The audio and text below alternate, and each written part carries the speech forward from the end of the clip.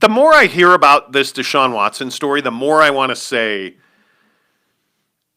I don't know how anybody wants to trade for him at this point. What is he, 24 lawsuits deep or accusations deep at this point?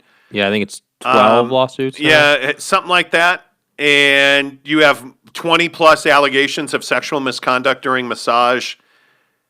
You're trying to get your way out of Houston. I don't know if this is legit or not, but it's not accidental that you have 20 plus allegations of sexual misconduct. And now your lawyer, Rusty Hardin, is coming out not denying that there was sexual contact. And he essentially is making the defense, well, yeah, she wanted it as much as I did. Yep. That it was consensual.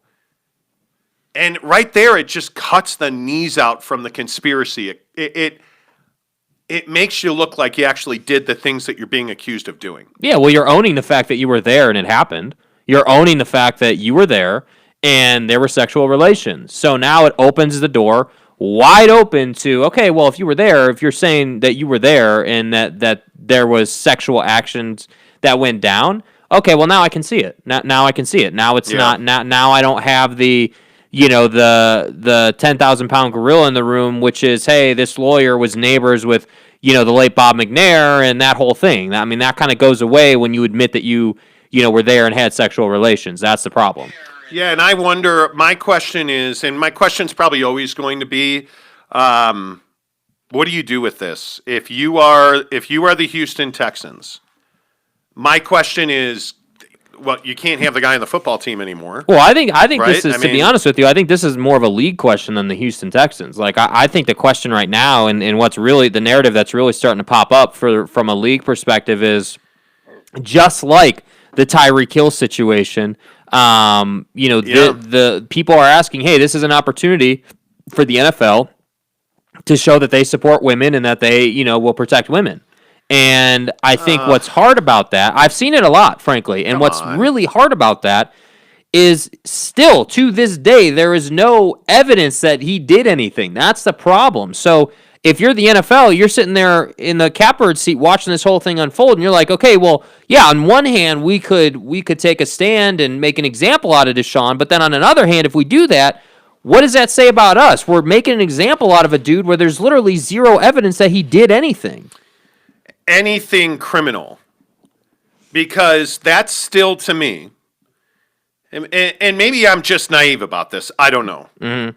I think there's no winner in this situation. And my biggest single question is, why didn't they go to the cops? You have allegations from the month of March. Mm-hmm. You have one of these masseuses saying, hey, this happened weeks ago. Okay, so why didn't you go to the cops? Mm-hmm. Why have there not been any contact between this lawyer, who I think is an absolute lying hack, because he claimed already that the cops had reached out to him, and then he said a detective at the Houston Police Department reached out to him.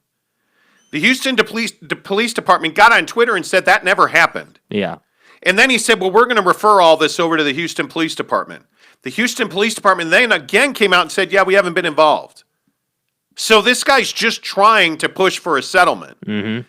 And now you come out yesterday, and again, in the department of who do you believe in this? Yeah. Deshaun Watson's attorney says, well, he got, blackmail messages over Instagram saying that if he didn't pay this one particular accuser $30,000, that they were going to go public, including to the police. And it's like, okay, well, now are you blackmailing Deshaun Watson? Are you out for a payday? Which I think a lot of people said. A lot of people think that. Well, is that, but again, you have 20 plus women saying that Deshaun Watson forced oral sex on them. Mm-hmm. That Deshaun Watson, attacked them sexually, kept them in a hotel room against their will. Yeah. Not one of them went to the police. Not one of them went to the cops. Yeah, and there's no tapes, there's no recordings, there's no nothing. That doesn't feel normal to me. If you are like yesterday, this a-hole attorney for these women comes out and says, well, he's a serial predator. Well, if he's a serial predator, why didn't you go to the cops? Why, if you're this attorney, have you not said to these women, listen, I'm here to help you. Let's go to the Houston Police Department. Mm-hmm. like any normal advocate would do, let's get the cops involved because you deserve justice. Because he knows they're not going to win by doing that. Because you don't have evidence that anything happened. Mm-hmm. And so now you got to play this out in the court of public opinion to lean on Deshaun Watson to try and get him to settle with these women. And I just think that, the question really, it just boils down for Deshaun. Like, what's your holding power? What's your staying power? Well, here? and there's 3 comments saying, Brandon Whiteside said what everybody's thinking. The Texans could be pushing this just to damage his trade, to hurt his trade value. Yeah. Well, is that because they want to keep him? So they don't want people to want to trade for him? Because if you're trying to trade Deshaun Watson, you're not trying to damage his trade value. You're trying to get more. No, this is a personal attack. If that's what it is, you wouldn't do it because you want to damage his trade value. Damage his trade value. Like you're doing this out of spite. And the theory is it's punitive. It's petty. Yeah, it's petty. You're trying to damage him forever. And the theory is that Bob McNair's son, Cal, is it right? Yes, Cal McNair. The theory is that Cal understands the relationship and the culture that his father put into the organization, and most people think that Cal is just following in his dad's footsteps, which is why it's easy to go ahead and say, okay, well, it's funny that all this kind of came out right as Deshaun said, I'm never going to suit up for the Texans again, because and the lawyer was the neighbor of Bob McNair and a really close personal friend of Bob McNair's, the late Bob McNair. And you notice that none of this stuff came out when Deshaun first said that he wanted to trade, right? This only really turned up when Deshaun came out, I think it was the second or the third time publicly, and said, I'm never suiting up for this team again. I will never, when his friends started telling people, I'll never step foot in the Texans facility again, it's over. Yeah. All of a sudden, the reaction time, that's when everything happened. Yeah. So just watch this carefully. Deshaun Watson is not who we thought he was. Clearly.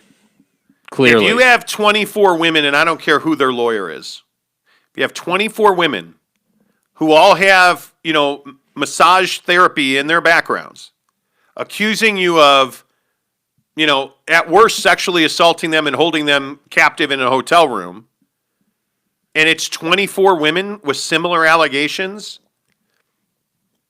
I'm going to say that you have a problem. Yeah. And I think that's rough.